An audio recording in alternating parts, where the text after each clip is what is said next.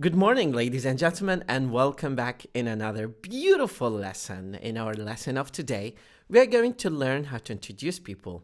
شلون تقدم أشخاص آخرين مختلف التخصصات ومواصفاتهم. خلينا نعتبر هذا فشي احنا نسميه blind date. blind date يعني موعد أعمى. شنو موعد أعمى؟ هاي حقيقة لقاءات اجتماعية يسويها الناس بالوست حتى يتعرفون على أشخاص. فهذا احنا نعتبره blind date. الفكرة من عندنا نتعلم بعض المصطلحات الأساسية إضافة إلى استخدام his and her. his and her دائما يصير عندنا إشكال بها خاصة من المستوى المبتدئ، مستوى متوسط دائما يصير عندنا إرباك هذا الموضوع. فضروري نتعلم شلون نعبر الشخص عن اهتمام. خلي نبدأ بالدرس مباشرة.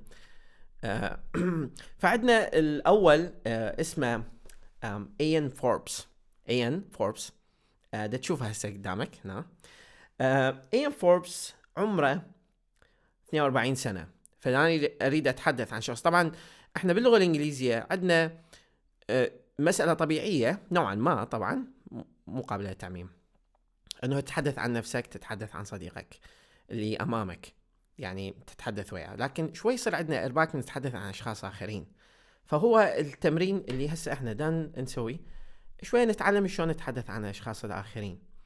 فعندك إيان فوربس، فحتى نقول اسمه، فاما his name is Ian Forbes, his name is او his name's Ian Forbes للاختصار. his name's Ian Forbes. his name's Ian Forbes. He is 42 years old. اكو شغلة حلوة. البنات بالغرب، يعني أنا اللي ملاحظة بالولايات المتحدة بس مو دائما، إذا تيجي تتحدث عن نفسها فتقول I'm 42 years young. ما يقولن I'm 42 years old. ملاحظة كلش حلوة، يعني انتبهت لها وحاب أنقلها لكم. occupation اللي هو الشغل مالته، الوظيفة أو الشغل. فحتى نقول هو شغلته geologist، فنقول his job is a geologist. his occupation is geologist. يعني his occupation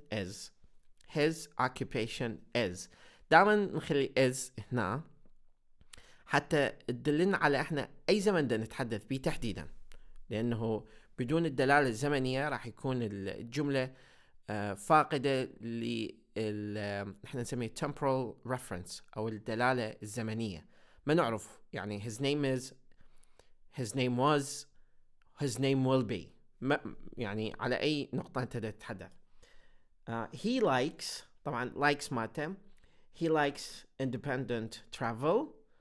او احنا نقول he loves independent travel، يعني يسافر بطريقة مستقلة. he loves or he likes scuba diving. he likes cooking. he likes playing sports. or he likes playing sport or he loves playing sport، طبعا حسب نسبة التفضيل مالته. he dislikes تستعمل كفعل كاسم حسب البوزيشن مالتها بالجملة. لأنه بعض الأحيان إحنا من نتحدث عن لغة إنجليزية بها form, function and use. فبعض الأحيان تلقى بالform هو noun بس بالfunction مالته هو adjective. he dislikes shopping. he dislikes reality TV shows and he dislikes routine. reality TV shows اللي هي المسلسلات الاجتماعية اللي الحقيقية أو الواقعية. describe your personality in 3 words. طبعا حتى نسوي description للpersonality مالته راح نتعلم 3 صفات جديدة أو 3 adjectives. الصفة الأولى هي considerate. he is considered person. he is a considerate person. he is a logical person. he is an intuitive person. he is a considerate person. he is a logical person. he is an intuitive person. حتى شوية أضيف لك جهد حتى تكون التدريب تفاعلي. أتمنى تكتب هذولي 3 كلمات: considerate, logical and intuitive دفتر الملاحظات مالتك وحاول تسوي عليهم بحث بالجوجل حتى تعرف شنو المعاني مالتهم. فكر منه من أصدقائك intuitive, considerate and logical. إذا عرفت منه من أصدقائك أني أكد لك هذولي 3 كلمات مستحيل حتنساهم بقية حياتك. considerate, logical and intuitive. would like to meet. فإحنا حتى نقول هو يريد يلتقي. He would like to meet a warm-hearted, open-minded lady between 30 to 45. بين 30 إلى 45 سنة. For long-lasting friendship and adventure. For long-lasting friendship and adventure. فهذا الشخص الأول. حتى يكون الفيديو مسلي راح نختار بنية أخرى. هذه البنية اسمها صوفي فيشر. فإحنا تذكر بداية الدرس تحدثنا عن his و her. هسا إحنا شلون نقدمها. name صوفي فيشر. فإحنا نقول her name is Sophie Fisher. Her name is Sophie Fisher. ما نقول she is age 31. هاي خطأ دائما نوقع به. ما نقول she is age 31. She is age 31. أو بعض المتدربين اللي يمرون عليه يواجه هاي المشكلة. مشكلة بسيطة جدا. فإحنا بالنسبة للage نقول her age is 31 أو she is 31 years old. She is 31 years old. اللغة الإنجليزية مثل الشبكة العنكبوتية. كل خيط بهذه الشبكة العنكبوتية مرتبط بطريقة مباشرة أو غير مباشرة ببقية الخيوط. أنا ذكرت أنه اللغة الإنجليزية مثل الشبكة العنكبوتية.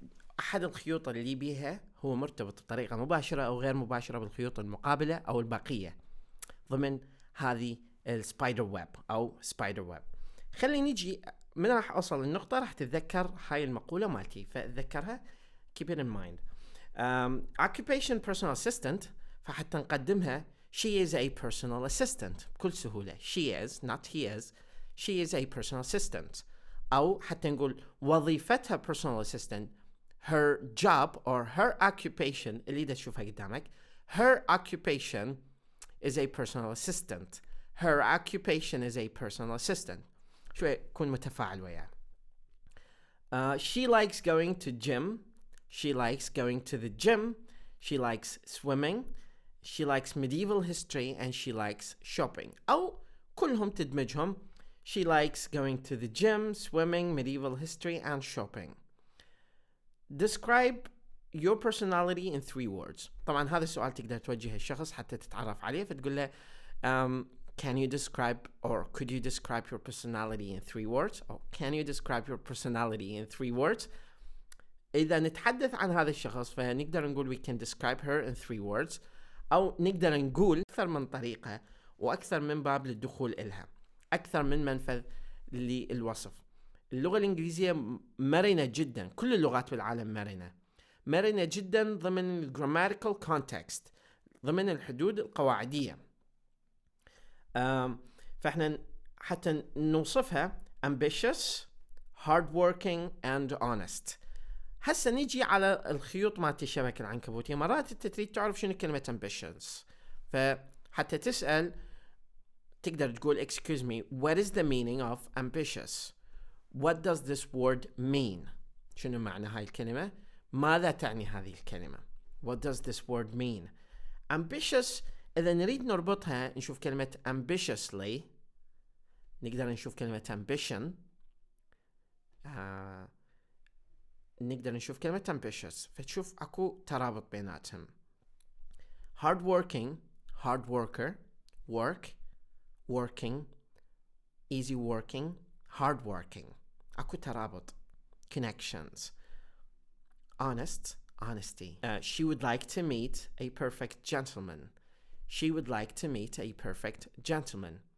هذه كانت باختصار طريقة تعريفية حتى تتحدث ويا أصدقائك عن شخص تريد تقدمه لهم. استعمل هذول المصطلحات. عدة 6 مصطلحات جديدة اليوم تعلمناها اللي هو considerate, logical, ambitious, honest. عندك كلمة hard working وعندك الكلمة اللي دا تفوتني considerate, intuitive. هذول كلمات كلش حلوة أنصحك تتعلمهم بهذا الدرس. ربي يحفظكم.